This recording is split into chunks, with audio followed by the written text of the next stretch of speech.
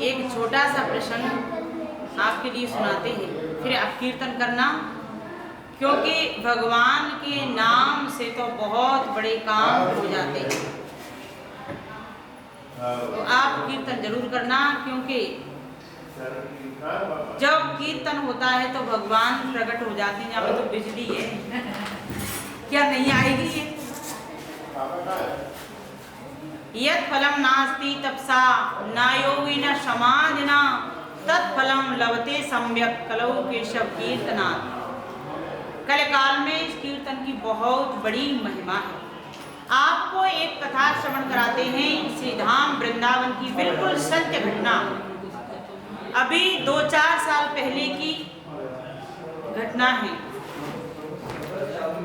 एक बार क्या हुआ कि उड़िया वाला आश्रम है दावानल कुंड पर, वहां पर एक बाबा रहते थे जिनका नाम था बंगाली बाबा। बंगाली बाबा रहते थे। उनका नियम था कि प्रतिदिन जाते वो और संतों की जो उच्चिष्ट प्रसादी बचती उसको लेकर के आते, प्रसादी को लेकर के आते और अपने एक टिफिन में भर के लेके आते। फिर क्या करते, उसको ला करके टिफिन में और भोग लगाते लड्डू गोपाल जी का। गोपाल जी का भोग लगाते उस उच्चिष्ट प्रसादी से, उसके बाद में खुद पाते। प्रतिदिन का नियम था। एक दिन क्या हुआ, जो बंगाली बाबा थे वो गए, देखा संतों की मंडली में टाइम था, संतों के प्रसाद में टाइम था, तो उन्होंने सोचा, बोले मुझे बड़ी जोर से भूख लगी है, क्या करूं? अपने गोपाल जी का भोग लगा दिया, मिश्री का भोग लगा करके और वापस आ गए। जब वापस आए तो देखा कि संतों की पंगत खड़ी हो गई थी, संत खड़े हो गए थे, खड़े हो चुके थे। तो आगे से पत्तल उठा ली, लेकिन जिसमें से जो मिला प्रसाद उसको अपने टिफिन में इकट्ठा कर लिया, रख लिया। और जैसे ही वो प्रसाद अपने टिफिन में रख लिया, अब सोचने लगे कि आज तो मैंने गोपाल जी का भोग लगा ही दिया है, इसको यहीं बैठ करके प्रसाद को पा लेता हूँ, इस प्रसाद को यहीं बैठ के पा लेता हूँ। गोपाल जी का तो मैंने आज मिश्री का भोग लगा ही दिया है। और एक गिलास उस टिफिन में से निकाला और अपने मुख में जैसे ही डाला, एकदम याद आ गई कि मैं कितना निष्ठुर हूँ, मैं कितना निर्दयी हूँ, जो बिना अपने गोपाल जी के भोग के आज तक मैंने कुछ नहीं खाया और आज मैं उस प्रसाद को पा गया। मैं बड़ा निर्दयी हूँ।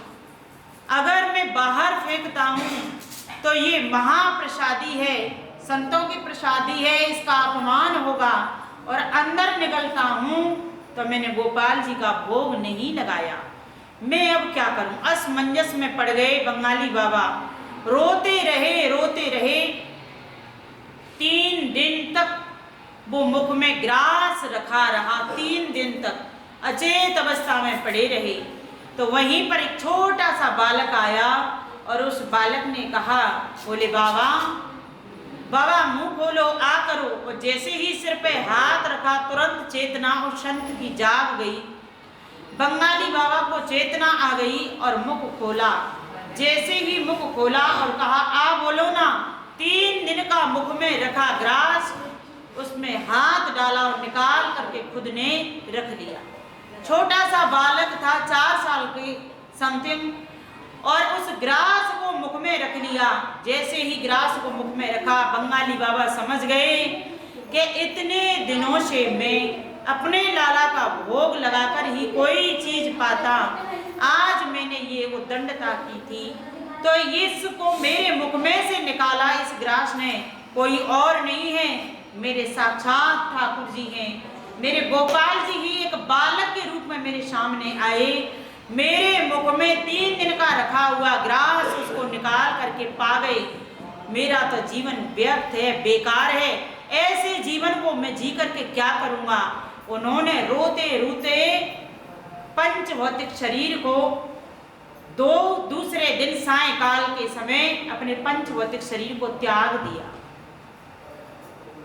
अपने शरीर को त्याग दिया कि मैं अब ज्यादा जीवन नहीं जी सकता। मेरे गोपाल जी ने मेरे मुख में से निकाल करके प्रसाद पा लिया, मैं अब इस जीवन को जी करके क्या करूँगा। यहाँ तो प्रतिदिन प्रतिक्षण प्रतिपल ऐसी सुंदर सुंदर लीलाएं होती रहती हैं ठाकुर जी की। अगर हमारी भावनाएं सही हैं, शुद्ध विचार हैं, तो गोपाल जी, ठाकुर जी, बिहारी जी, किशोरी जी हमसे कोई अलग नहीं है। वो हमारे साथ हैं हर समय, हमारी रक्षा करने के लिए, हमें दर्शन देने के लिए। लेकिन हमारी भावनाएं हैं तो, और ऐसे ही फॉर्मेलिटी पूरी करते रहेंगे तो कुछ भी होने वाला नहीं है। बहुत बढ़िया। बोलिए वृंदावन।